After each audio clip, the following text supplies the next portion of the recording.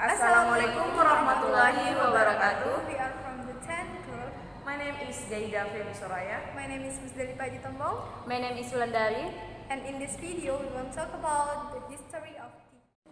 During a long day spent roaming the forest in search of edible grains and herb, the very defiant farmer Shenong accidentally poisoned himself 72 times. But before the poison could end his life, a leaf dripped into his mouth. He chewed on it and it revived him, and that's how to discover tea. Or soon an ancient legend goes at least, tea doesn't actually cure poisonings. But the story of Shenong, the mythical Chinese inventor of agriculture, highlight tea is important to ancient China. Archaeological evidence suggests tea was first cultivated there as early as 6 years ago or 100 years before the pharaohs built the Great Pyramids of Giza. That original Chinese tea plant is the same type that's grown around the world today. Yet it was originally consumed very differently. It was eaten as vegetable or cooked with grain porridge. Tea only shifted from food to drink 100 years ago when people realized that a combination of the heat and moisture could create a complex and varied taste out of the leafy green. After hundreds of years of variation to the preparation method, the standard became to heat tea, bake it into the portable cakes, grind into the powder, mix with hot water, and create a beverage called mocha or matcha. Matcha became so popular that a distinct Chinese tea culture emerged. Tea was a subject of books and poetry, the favorite drink of emperors, and the medium for artists. They would draw extravagant pictures in the form of tea, very much like the espresso art you might see in the coffee shop today. In the 9th century, during the Tang Dynasty, a Japanese monk brought the first tea plant to Japan. The Japanese eventually developed their own unique ritual around tea, leading to creation of the Japanese tea ceremony. And in the 14th century, during the Ming Dynasty,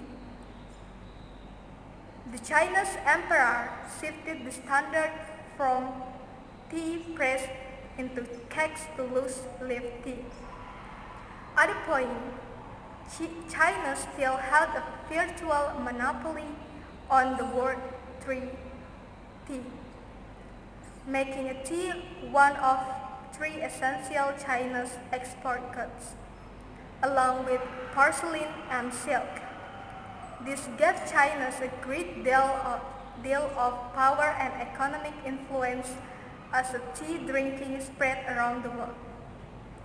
The spread began in earnest around the early 1600s when the Dutch traders brought tea to Europe in large quantities.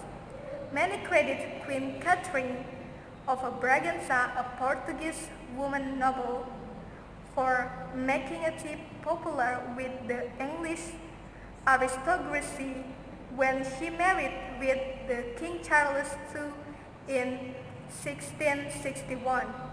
At the time, Great Britain was in the midst of expanding its colonial influence and becoming the new dominant world power. As a Great Britain grew, interest in tea spread around the world.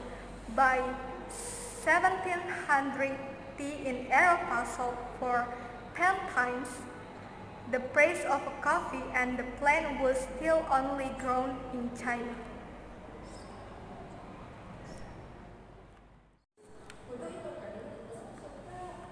The tea tree was so lucrative that the world's fastest sailboat, the Clipper ship, was born out of intense competition between ocean trading companies, all were racing to bring their tea back to Europe first to maximize their profits. At first, Britain paid for all these Chinese to suffer. When that proved too expensive, they suggested trading tea for another substance, opium. This triggered a public health problem within China as a people become addicted to the drug. Then in 1839, a Chinese official ordered his men to destroy massive British shipments of opium as a statement against Britain's influence over China. This act triggered the first opium war between the two nations. Fighting raged up and down the Chinese coast until 1842, when the divided Qing dynasty Ceded the port of Hong Kong to the British and resumed trading on unfavorable terms. The war weakened China's global standing for over a century. The British East India Company also wanted to able to grow tea themselves and further control the market. So they commissioned botanists Robert Fortune to steal tea from China in a covert operation.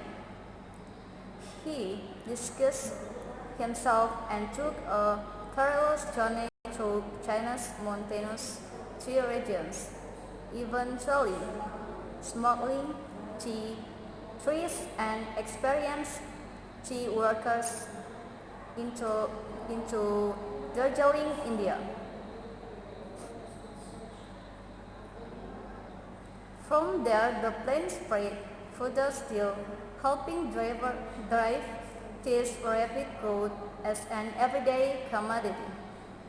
Today, tea is the second most consumed beverage in the world after water, and from sugary Turkish rice tea to salty Tibetan butter tea, there are almost as many ways of preparing the beverage as there are cultures on the globe.